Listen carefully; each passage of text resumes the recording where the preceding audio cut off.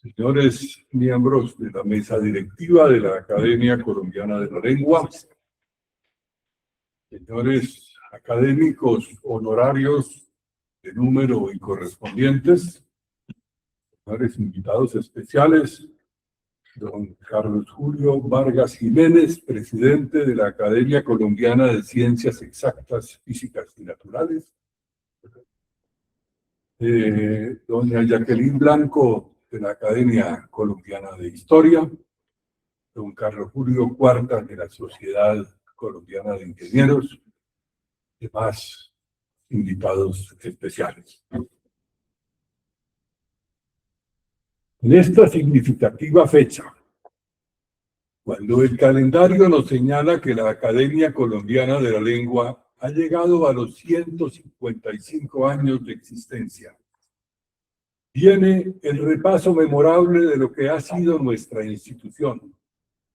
Sus prohombres fundadores, don Miguel Antonio Caro, don José María Vergara y Vergara y don José Manuel Marroquín, llenos de talento, a la par que compromiso y dispuestos a sembrar una semilla fecunda que diera una planta de enormes proporciones, de la cual se derivaran los frutos nutricios que perduraran en la existencia y que robustecieran los principios fundamentales para beneficio de las letras, para el acrecentamiento de nuestra cultura, para el fortalecimiento del conocimiento y para validar la expresión oral y escrita como el más vivo instrumento de interacción entre los seres humanos.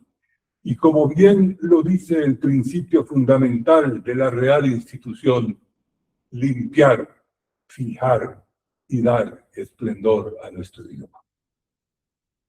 El día grandioso fue el 10 de mayo de 1871, en la residencia de don José María Vergara y Vergara, a la que acudieron los intelectuales convocados, además de los tres inspiradores, los señores Rufino José Cuervo, José Caicedo, Venancio González Manrique, José Joaquín Ortiz, Manuel María Mayarino, Santiago Pérez, Sergio Arboleda y Rafael Pombo, que acordaron las bases para el nacimiento de la institución.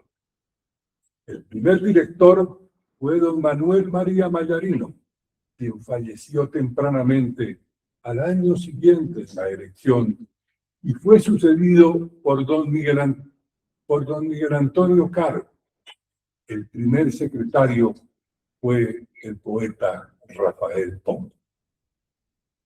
Es de anotar que en este selecto grupo de fundadores, 4 de ellos, Miguel Antonio Caro, José Manuel Marroquín, Manuel María Mayarino y Santiago Pérez, llegaron posteriormente a ser presidentes de la República.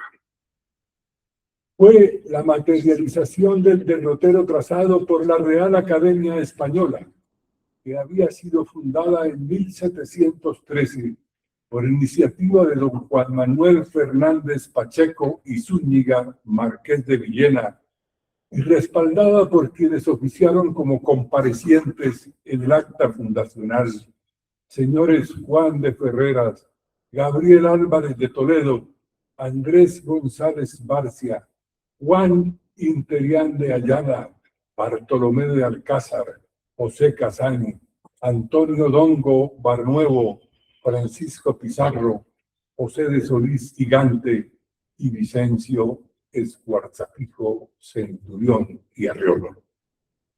Por aquí han desfilado las más insignes figuras forjadoras de la lingüística, la literatura, la poesía, el periodismo, la dramaturgia y tantas otras expresiones que han sido pilares para nuestro idioma y fundamentos imprescindibles para el acrecentamiento de la expresión. Igualmente, es también el momento para el reconocimiento y gratitud para aquellas grandes figuras que han dirigido nuestra institución, no solo en calidad de directores, sino en los más diversos cargos y responsabilidades, pues han logrado ser el soporte para que la academia afiance sus cimientos, estabilice su estructura y proyecte su misión.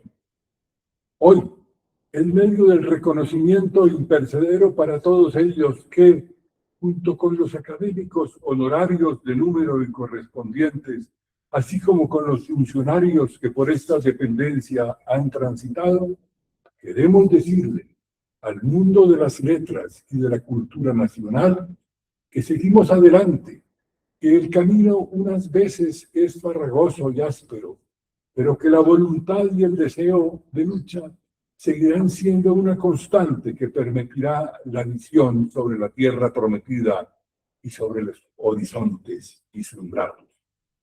Hoy es un día de reafirmación de la fe en nuestros principios y de la ratificación de nuestro trabajo indeclinable ante esta loable y grandiosa institución. Y hemos querido hacerlo resaltando el trabajo de la mujer, que no habiendo sido testigo del nacimiento institucional, su vinculación posterior ha dado suficientes muestras de que su presencia nutricia,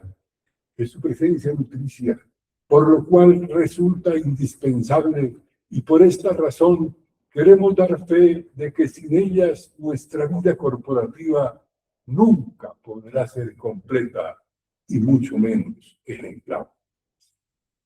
Por eso en esta sesión la tribuna va a ser de ellas, de las académicas de número que hoy nos acompañan: doña Teresa Morales de Gómez, doña Cecilia Balcázar, doña Cristina Maya, doña Yomar Cuesta, que representan también a las que han sido y a las que son, para decirle al mundo de las letras que en ellas nos sostenemos y con ellas transitamos el camino prolífico y exuberante que nos rodea.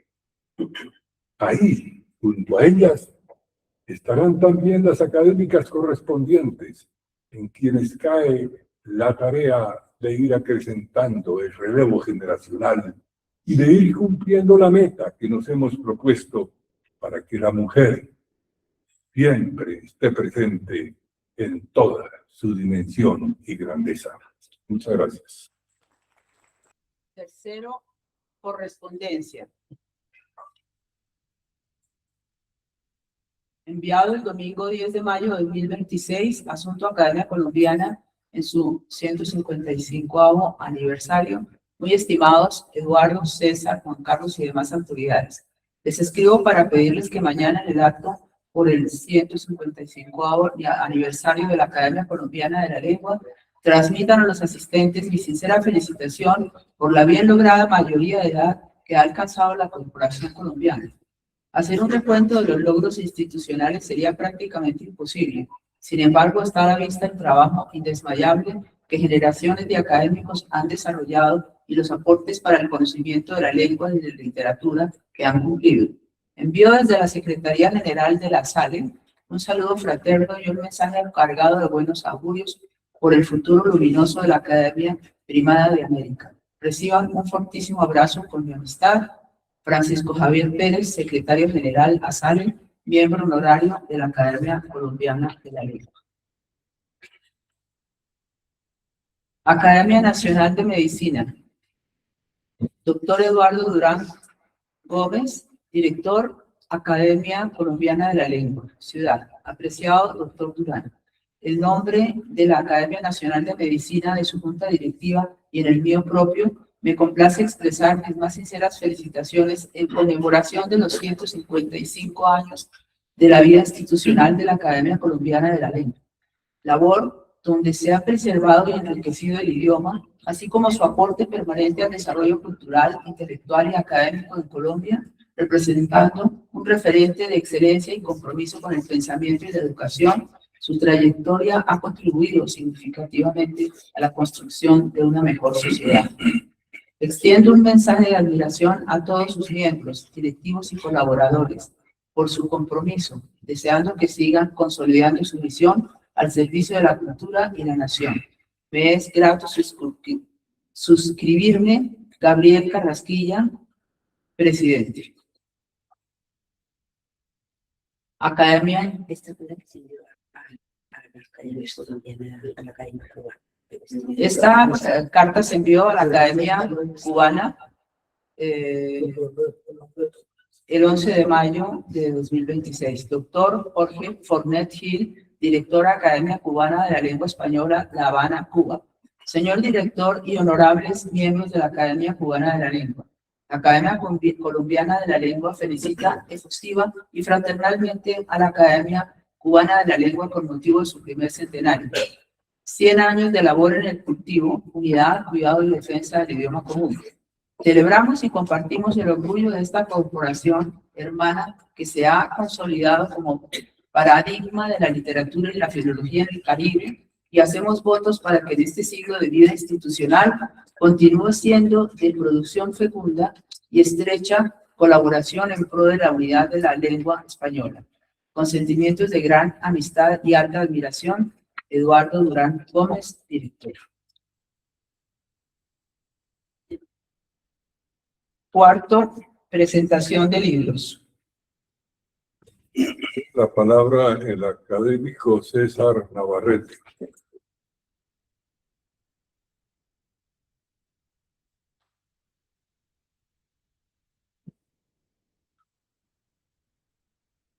Gracias, señor director.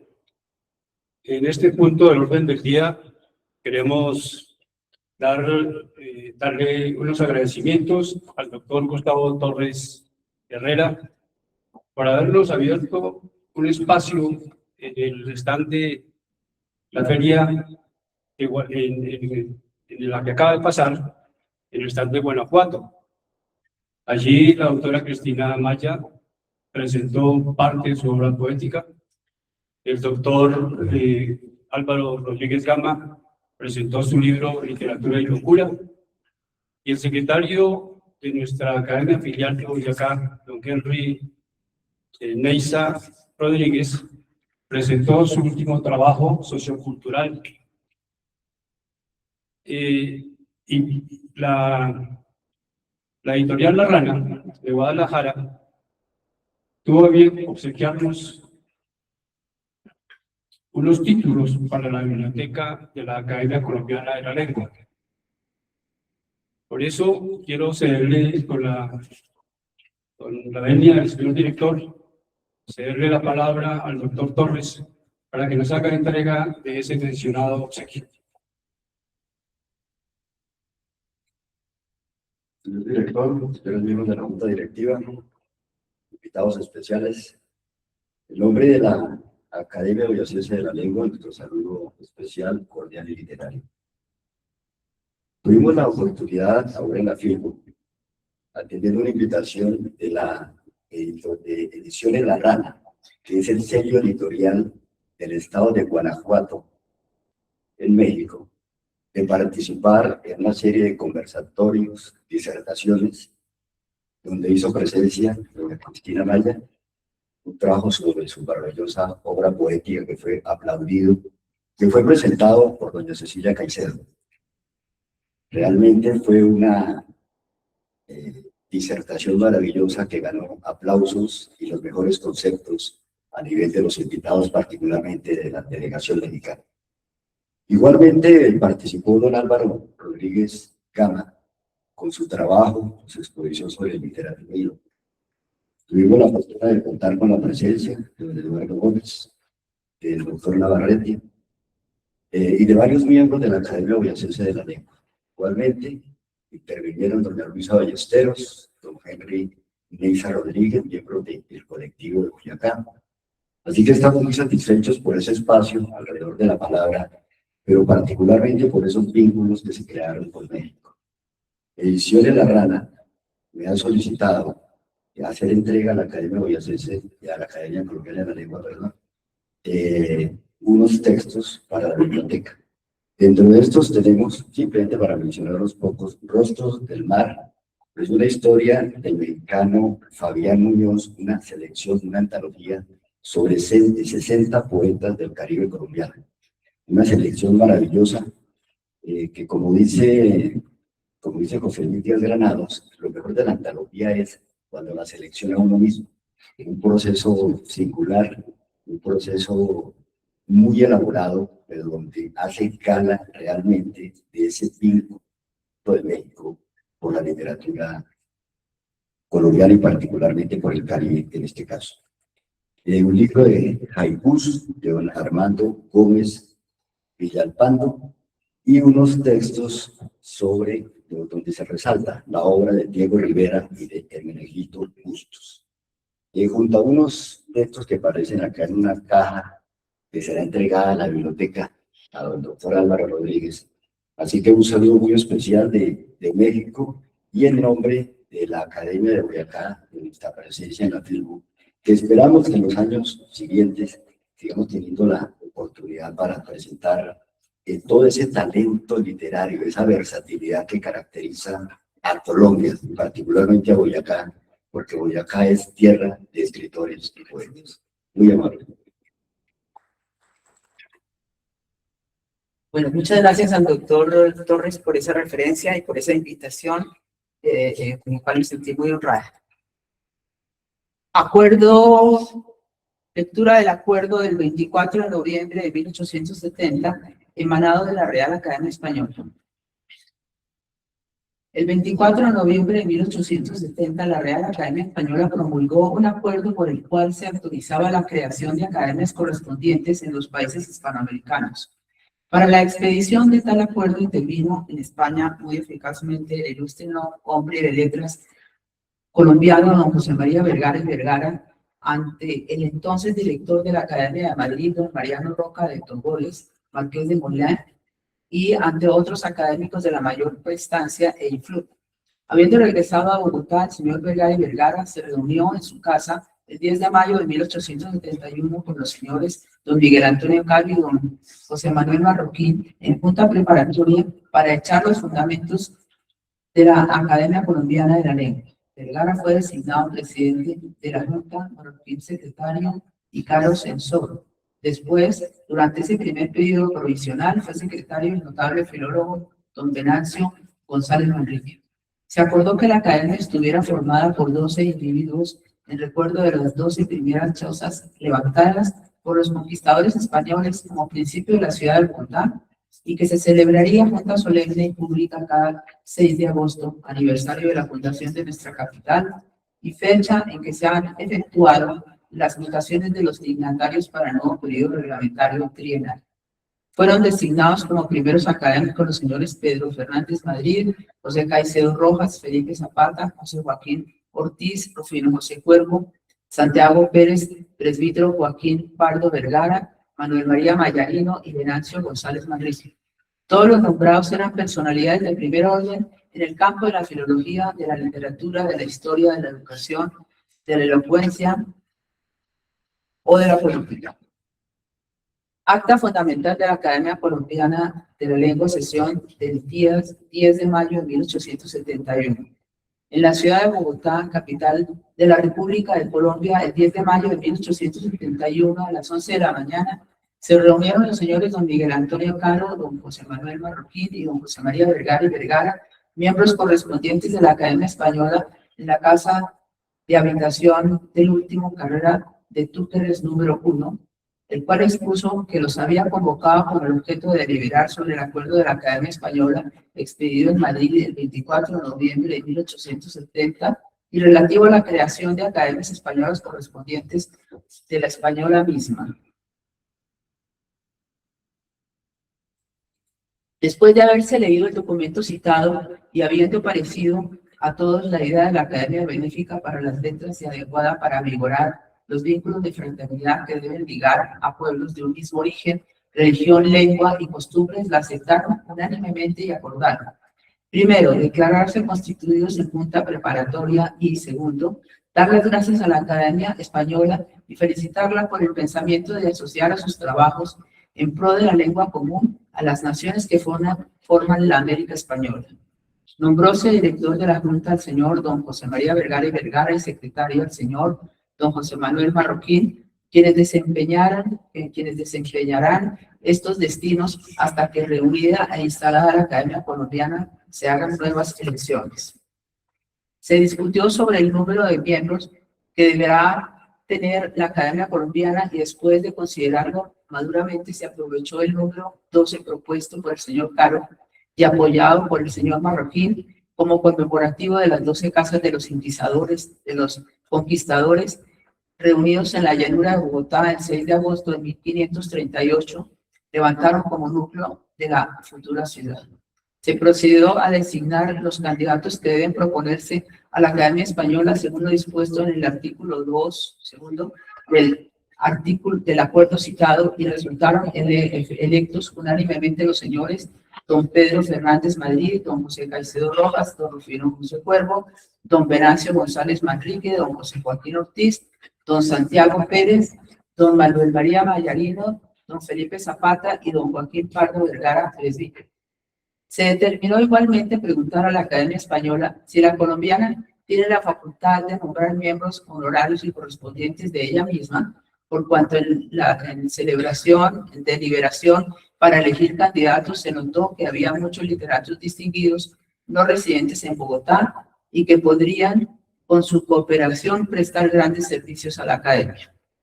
El director expresó que había sido encargado por la Academia Española para entregar como presente fraternal a la colombiana una colección completa de las obras que la primera ha publicado. La Junta resolvió que al acusarle recibo se diesen las gracias a la Academia Española y que para corresponder a aquel valioso obsequio se invite a todos los autores colombianos a que destinen un ejemplar de sus obras a la biblioteca de la Academia Española, entregándolo en la Secretaría de la Junta para remitirlo a la de aquella. No habiendo otro asunto de qué tratar, se levantó la sesión. El director, José María Vergara y Vergara, el secretario, José Manuel Marroquín.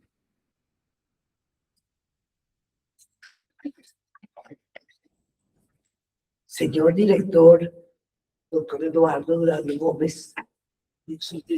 Ay, perdón. Es que está pequeña, está. Gracias.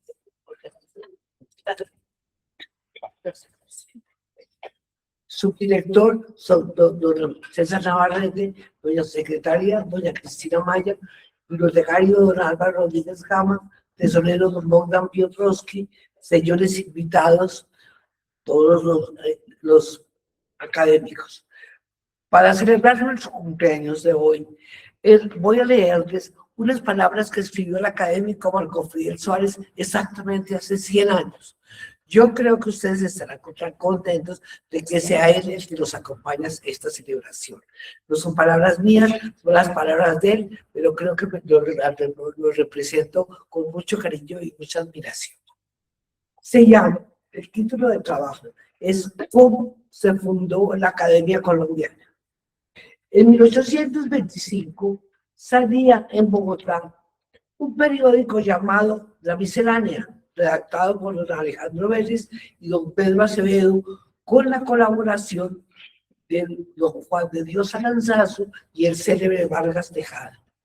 Una de las principales publicaciones fue la que tuvo por demostrar la necesidad de una academia americana que atendiera a la unidad del lenguaje entre las diversas naciones latinas emancipadas de España, apoyados con razones tan claras como oportunas. Desde los tiempos del rey Alfonso V habían sido fundadas a principios del siglo XVIII la Real Academia Española, a imitación del gran instituto creado por Fray Francia Richelieu. El primer resultado de la fundación del monarca español fue el gran diccionario comúnmente llamado de autoridades, que apareció algunos años después, monumento de erudición y de trabajo, llevado a cabo por la colaboración de muchos académicos y que brilla para siempre, no con la perfección que es imposible entonces a causa del estado en que se hallaban los estudios y a causa de los términos en que se encontraba la literatura nacional, pero sí por la existencia y exactitud que ostenta cada artículo del gran léxico español. Desde entonces fue el diccionario de autoridades la base y simiente de las ediciones posteriores que han encontrado más o menos aciertos hasta la última, es decir, la 15ª perfectísima en verdad. A la Real Academia han pertenecido durante 2 siglos los literatos más señalados de España, sin que faltaran algunos americanos al tiempo de la independencia de las naciones que habían sido sus colonias. En este momento, rotos los vínculos políticos entre América y España, ese quebranto se extendió a las demás naciones, de modo que la miscelánea hizo bien a contemplar la nueva situación como desfavorable a la unidad del lenguaje de los diversos pueblos emancipados y como remediable solo en virtud de un instituto propio de ellos y destinado a mantener la unidad de su idioma común.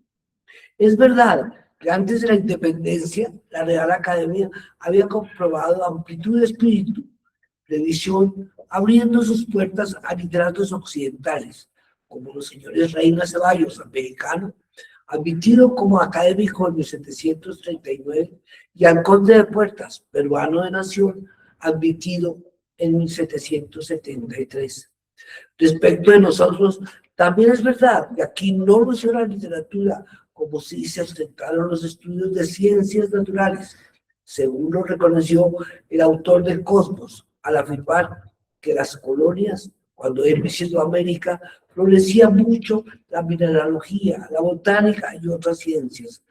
Pero, a pesar del ponderado atraso literario, el nuevo reino sí habría podido, durante 2 siglos, señalar a España plumas dignas de aprecio y capaces de figurar entre las autoridades del diccionario académico. Como ejemplo, citemos a Castellanos, español de origen, pero cuyo numen recibió en Duja la mayor tema de sus inspiraciones, provenientes de sus recuerdos y de sus estudios. Castellanos, que con Oviedo forma el par de historiadores primitivos más autorizados en el mundo.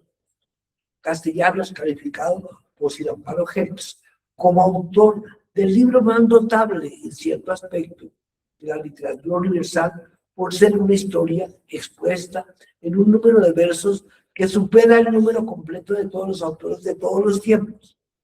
Ciertamente Castellanos, cuyo estilo tiene que cansar, pero cuya lengua es tan castiza como la del ejemplar Oviedo. Citemos también al bogotano Rodríguez Freire, autor de la crónica llamada El Carnero, cuyas condiciones de idioma no desdicen del siglo XVI en que escribió. Al dominicano Zamora, también citémoslo, no como narrador de buen criterio, pero sí como autor que escribió en puro castellano. Y en último término, pongamos al secular religioso, obra del otro bogotano, don Juan Bautista de Toro, nombre digno de veneración por sus virtudes, por sus luces y por el lenguaje del libro que debía enseñarse a los jóvenes a ser buenos cristianos y buenos hablistas. De suerte que el nuevo reino habría podido ofrecer a la Real Academia Española larga ofrenda de autoridades para su diccionario que el tiempo lo hubiera permitido. Así estaban las cosas cuando abrió la miscelánea para proveer a la necesidad causada por la apertura de España, aunque a su necesidad no acudió el expediente propuesto, pero no tuvo resultados, pero sí la intervención espontánea del primero de los literatos americanos. Él fue don Andrés Bello, cuya práctica y cuyo criterio no pudieron ser más eficaces ni más independientes.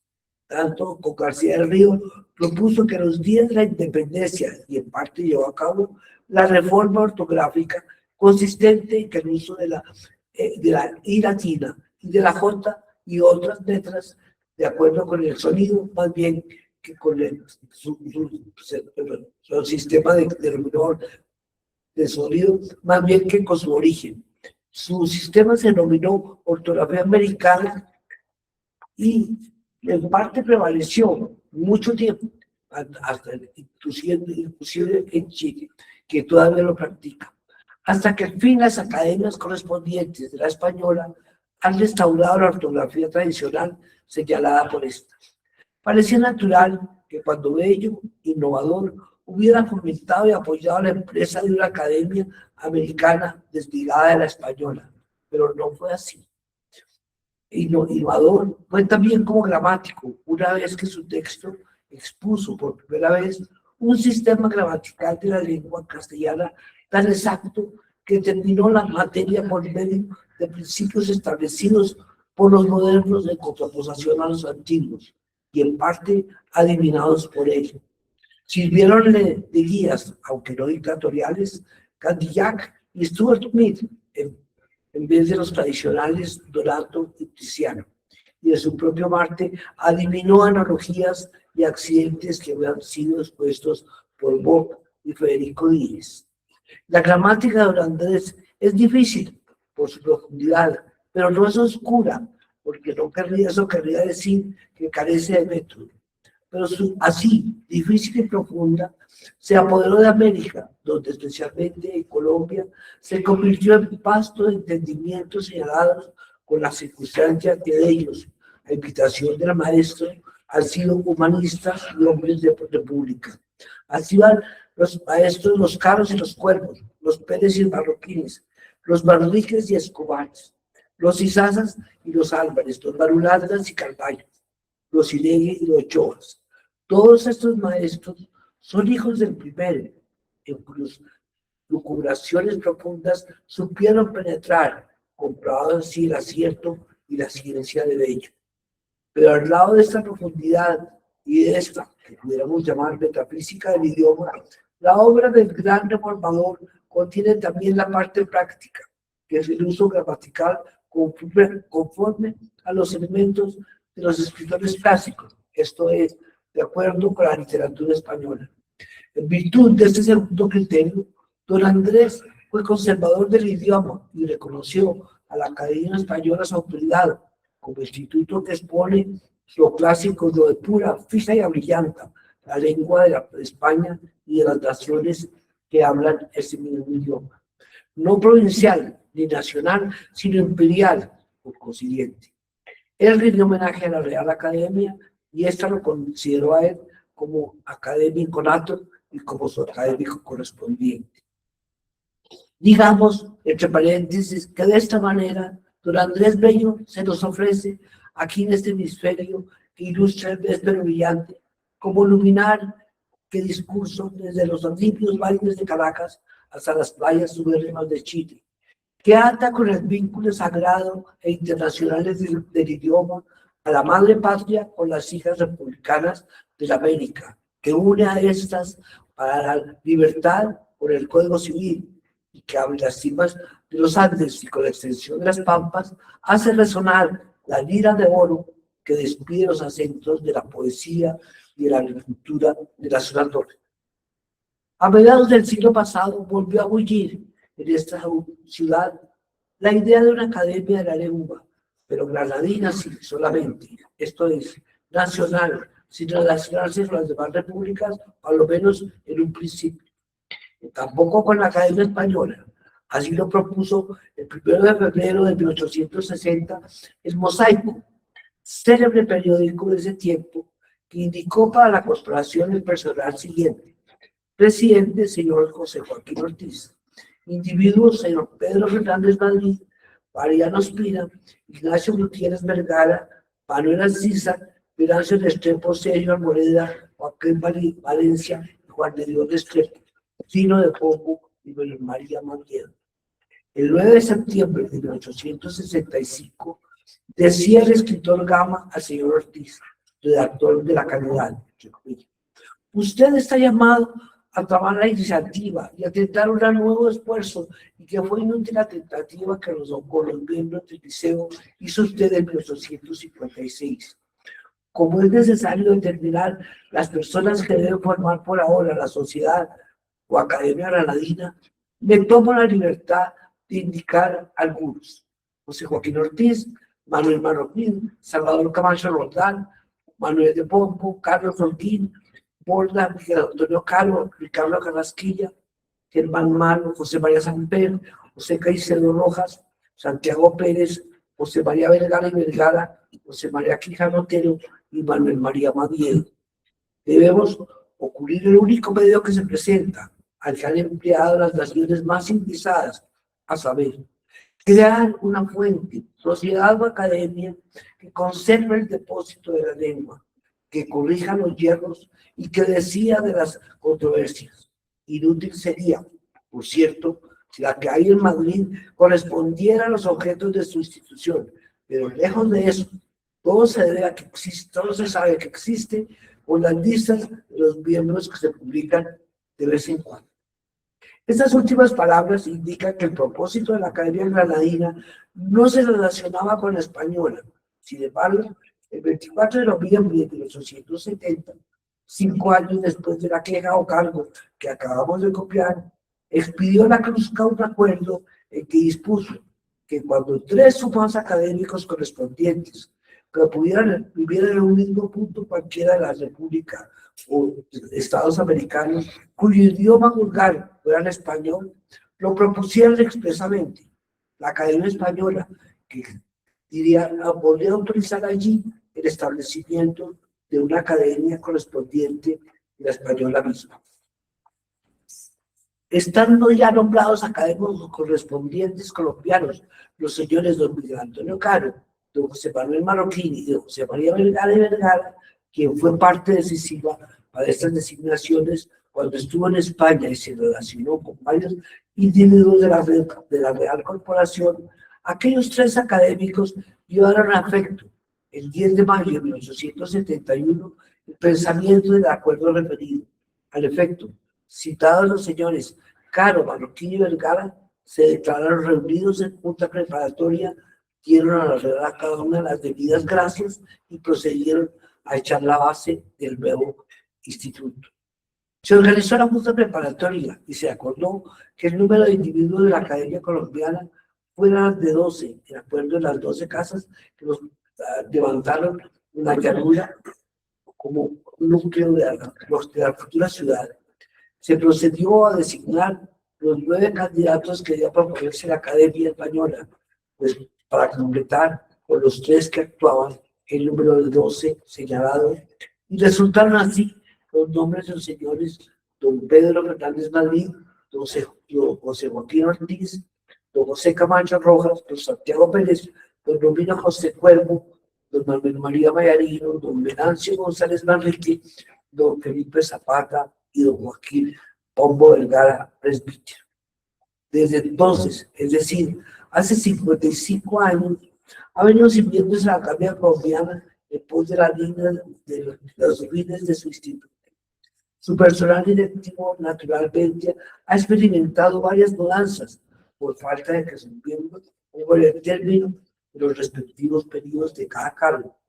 Los señores Caro, Marroquín, Caicedo Rojas fueron en distintas ocasiones presidentes de la cooperación, cargo desempeñado hace muchos años por el señor Rafael María Carrasquilla.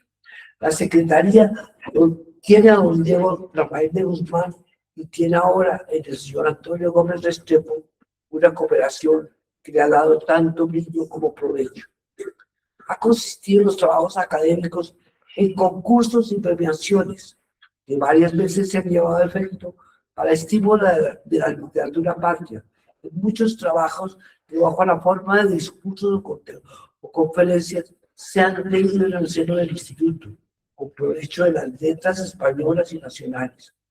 En estudios sobre el lenguaje, presentados pública o privadamente como temas de calificaciones, en la celebración de fechas memorables para la historia y para la literatura, en las festividades correspondientes a los respectivos individuos, en el reparto de estudios proyectados de provincialismos colombianos y los demás objetos y tareas prescritos o permitidos por los estatutos del anuario. El anuario, periódico oficial de la Academia, se publica de tarde en tarde, como natural, en corporaciones de esa clase, cuyos pasos tienen que ser muy pensados. Sin embargo, es tal vez de notar que la Academia Colombiana, no Academia de la Lengua, como suele alterarse malamente su nombre, podría buscar luces en su actividad y aprovechar más diariamente las luces de sus miembros se acostumbraran en mayor grado los concursos literarios para premiar ciertos trabajos de suerte que dichas justas y juegos honrosísimos no faltaran cada año.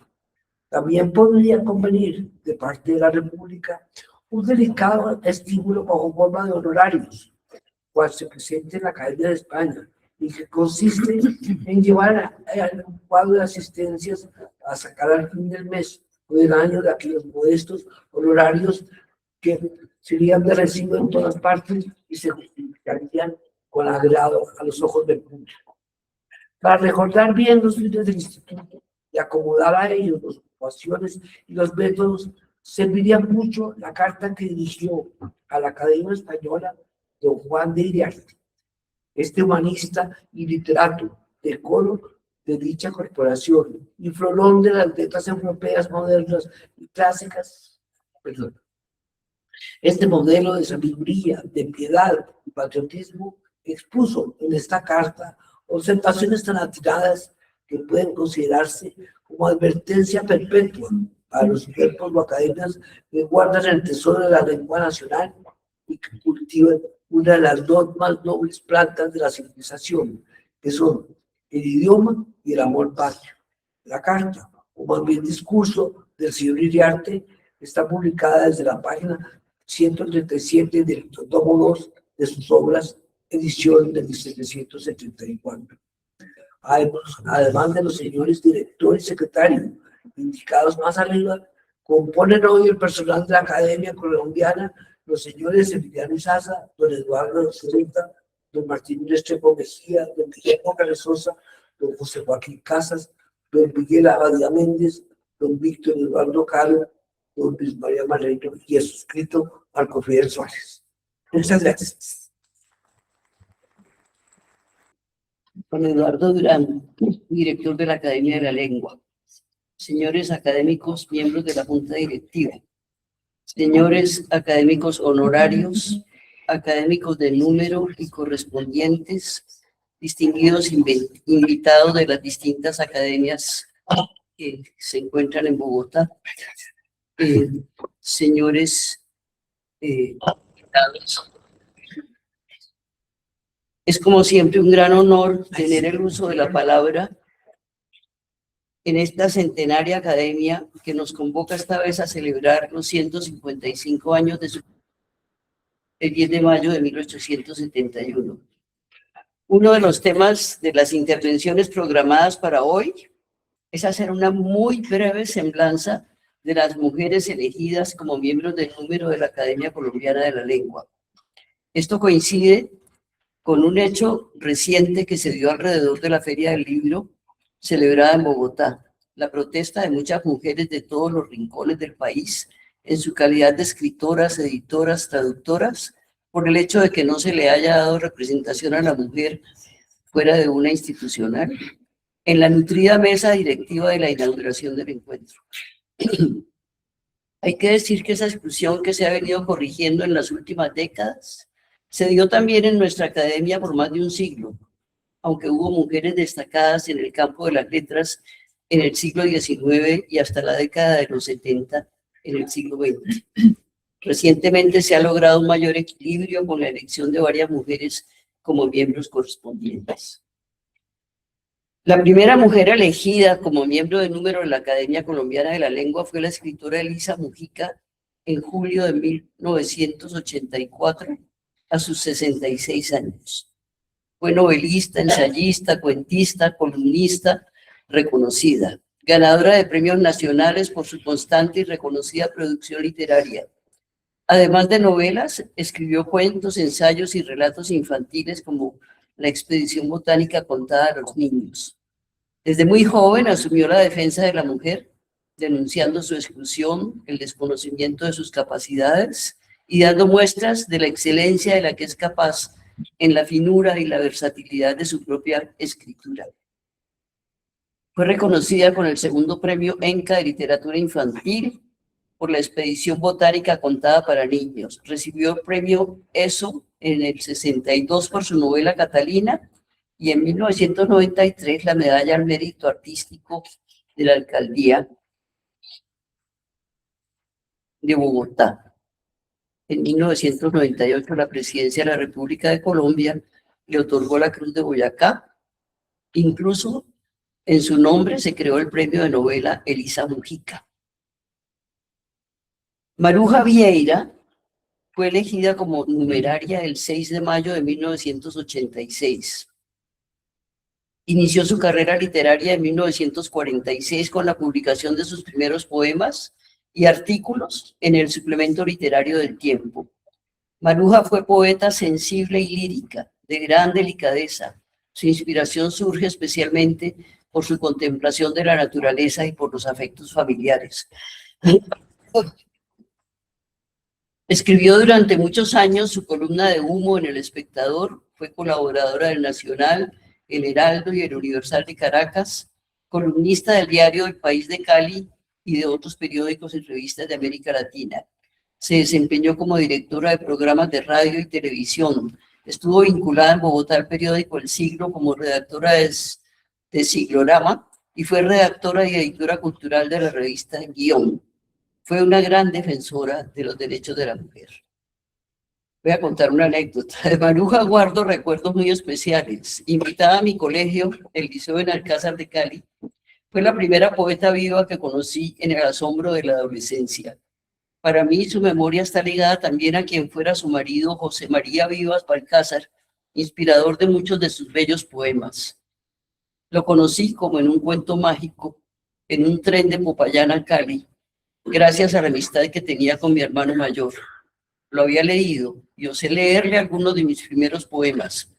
Recibí de él un estímulo para confiar en mí y en mi temprana producción poética.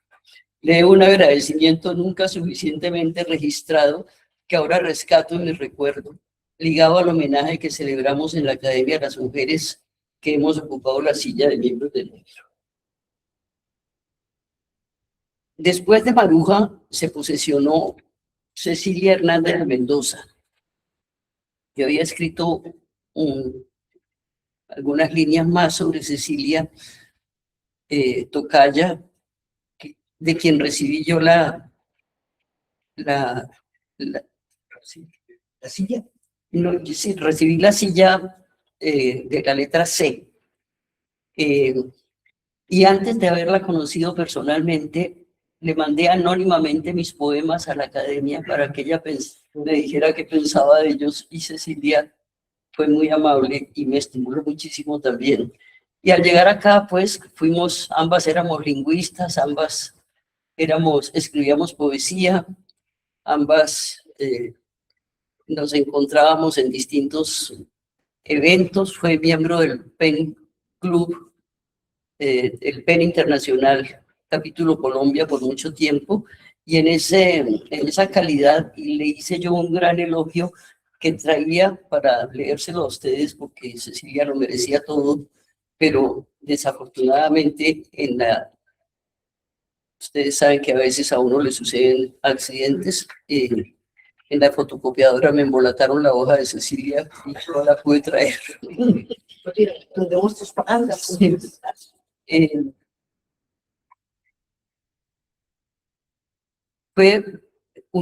Cecilia fue lingüista, pedagoga, miembro del número de la academia, claro, reconocida por su labor en el Instituto Caro y Cuervo y por ser la primera mujer graduada en Filosofía y Letras del Colegio Mayor de Nuestra Señora del Rosario.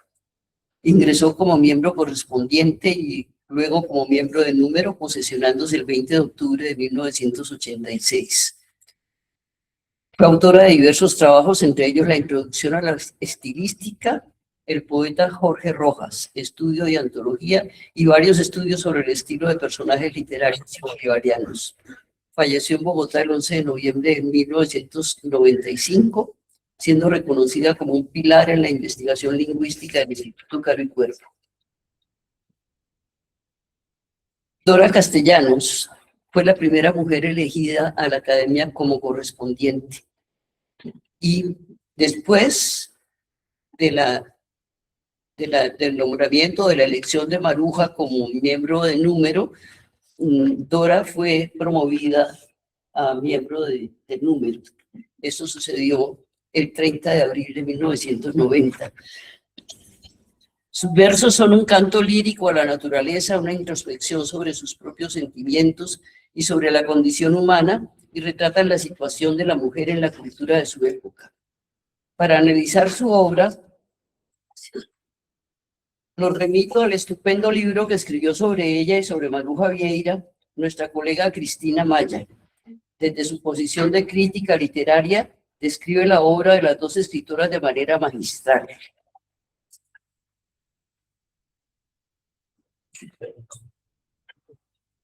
Dora fue poeta, periodista, catedrática, ensayista. Publicó más de 20 libros de poesía, entre los que se cuentan 2 antologías, 2 libros virtuales y 1 en prosa, así como innumerables artículos en los más importantes medios del país y de Venezuela. Nuestra querida colega y amiga Teresa Morales de Gómez se posesionó como miembro del número del 1 de abril de 2002. Sus trabajos como historiadora, museóloga y especialista en la obra de su abuelo don Marco Fidel Suárez le han merecido el reconocimiento tanto de la Academia de Historia como de nuestra academia. A través de ella hemos tenido constante acceso a la obra de don Marco Fidel. Su capacidad de diálogo permanente con el abuelo ausente, nos habla de su fina sensibilidad, de su capacidad nada común para trascender las limitaciones inherentes a la condición humana y ser capaz de acceder a zonas desconocidas para la inmensa mayoría. Solo unos pocos seres privilegiados tienen ese don de comunicarse en las esferas más altas del espíritu. Cristina Maya tomó posesión como miembro del número de la Academia Colombiana de la Lengua el 28 de abril de 2014 con un discurso titulado Confrontación e Identidad en los Pasos Perdidos de Alejo Carpentier. Le respondió en nombre de la Corporación Juan Carlos Vergara Silva. Fue subsecretaria, reelecta el 15 de marzo de 2021 hasta ser nombrada secretaria de la misma Academia en 2023. Cristina es catedrática de Literatura Colombiana e Hispanoamericana en la Universidad de La Sabana y en la Universidad de Jorge Tadeo Lozano. Estudió Filosofía y Letras en la Universidad de los Andes. Ha publicado numerosas obras, entre las que se destacan De pie sobre la vida, La estación del silencio, El sueño de Isis, Las voces de la casa, obra crítica de Rafael Maya, Historia y mito de la novela de Antioquia y antología poética de Rafael Maya. Es miembro de la Comisión de Lingüística de la Academia de la Lengua y miembro correspondiente de la Academia de Historia de Bogotá. Guiomar Cuesta Escobar.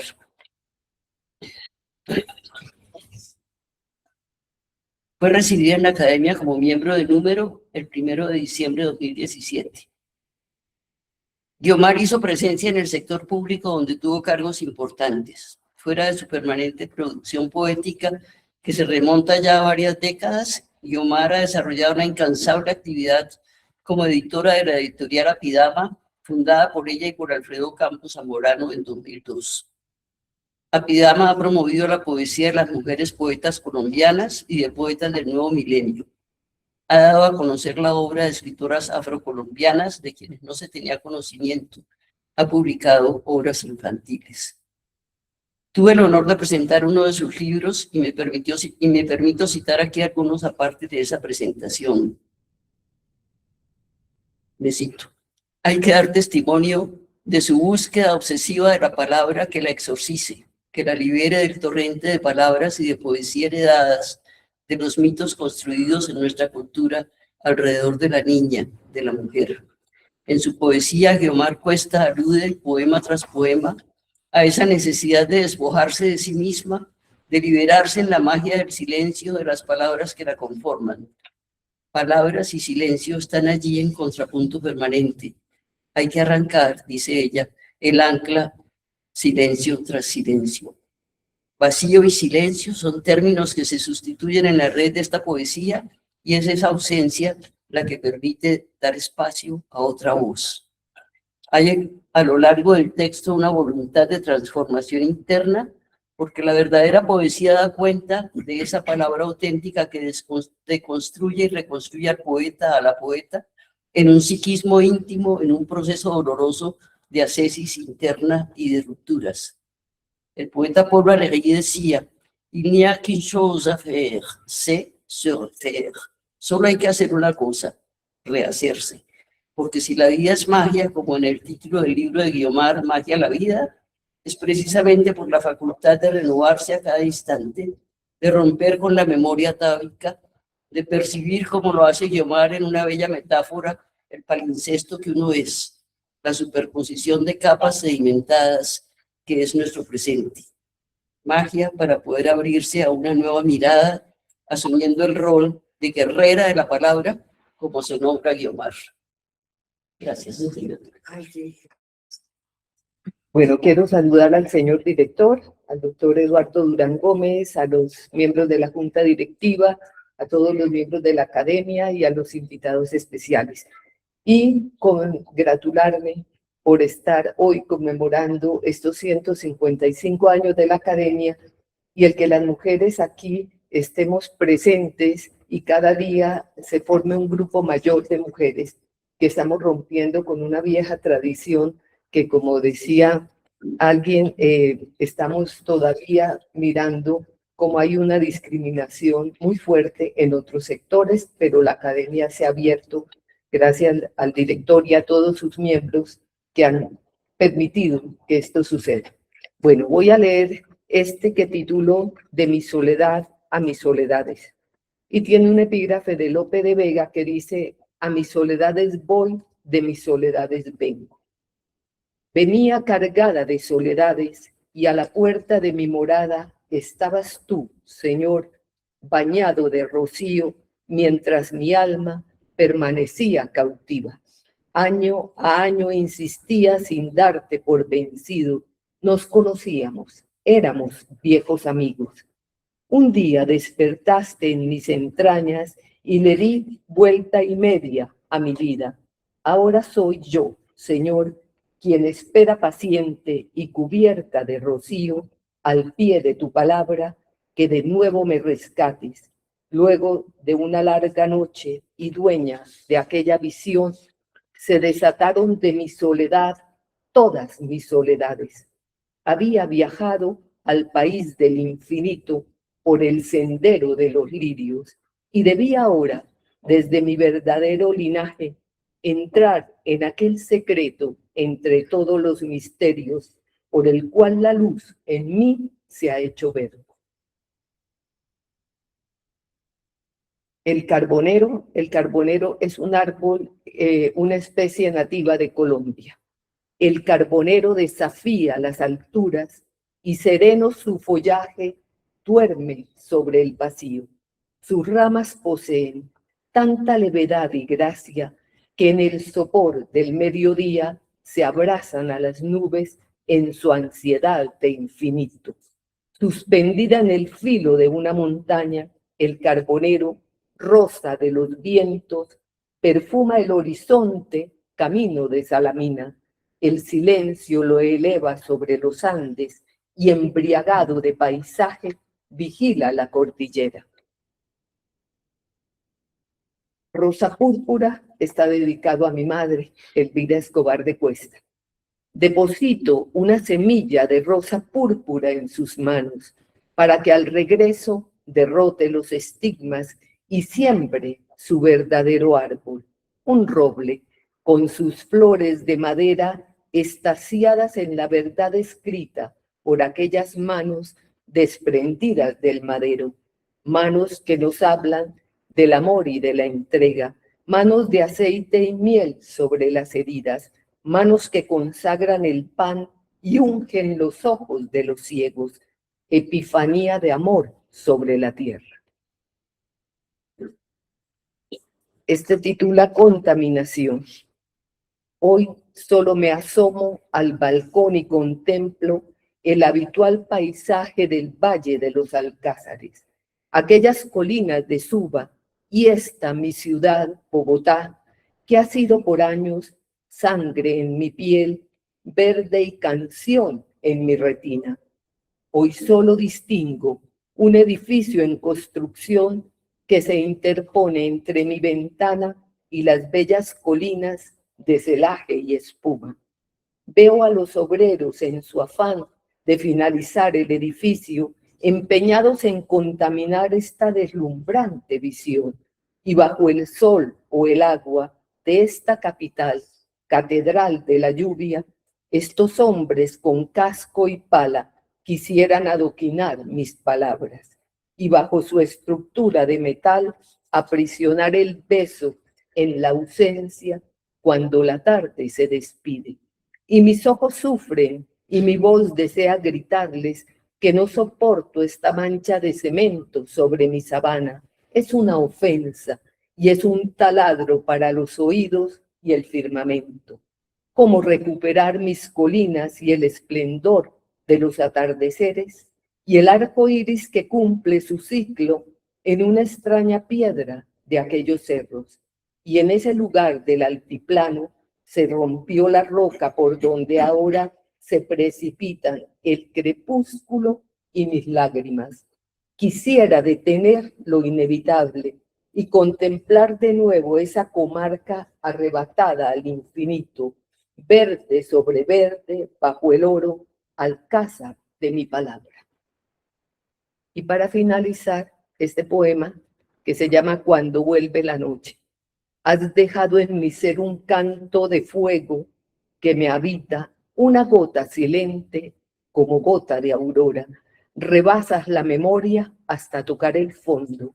Un beso te aplaca, otro beso te colma. Desarmo tus ojeras cuando vuelve la noche a revelar el deseo y una gota de vida resbala aún por mi boca. ¿A dónde que no llegue el eco que es mi fuente? ¿A dónde el canto que en la ausencia es implacable? Descúbreme de nuevo tu cuerpo que es mi lengua, mi umbral, mi red tu pecho. Descúbreme de nuevo, regrésame hasta el fondo. Muchas gracias por esta oportunidad. Jardín. Este es el jardín que el tiempo aún no ha derrotado.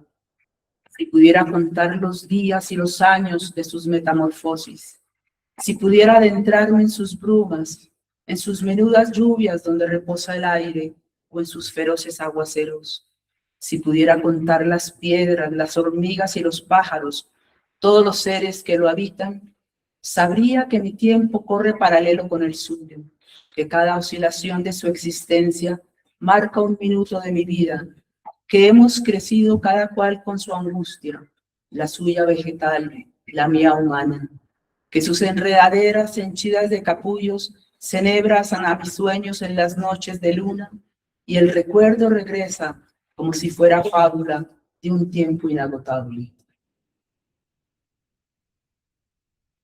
Volver a la casa. Este poema lo escribí en la época de la pandemia, cuando todos tuvimos que encerrarnos en la casa. Y entonces la gente decía, no, es terrible tener que estar encerrados, pero yo encontré en esa casa un refugio especial. Refugiarse en la casa es el prodigio de recordar de nuevo las cosas olvidadas, como quería Rilke. Sentir que cada objeto, cada lugar irradian una nueva presencia y develan su magia y su misterio. Saber que ahora el tiempo está de nuestro lado y nos devuelve el gozo de repasar las páginas de los libros amados, de ver el cielo abierto por todas las ventanas, de detenerse en el jardín y hallar un paraíso. Sentir que todo empieza, que los amigos vuelven a borrar las distancias cuando oímos sus voces. Refugiarse en la casa es saber que los sueños regresan a poblar nuestras noches hasta la madrugada y las sombras amigas aún nos acompañan. Que la ciudad ahoga los viejos ruidos, la voraz inquietud que antes la poseía y descansa en un silencio intenso, en un solas de árboles y de calles abiertas. Un aire puro invade toda la casa y nos hace más libres.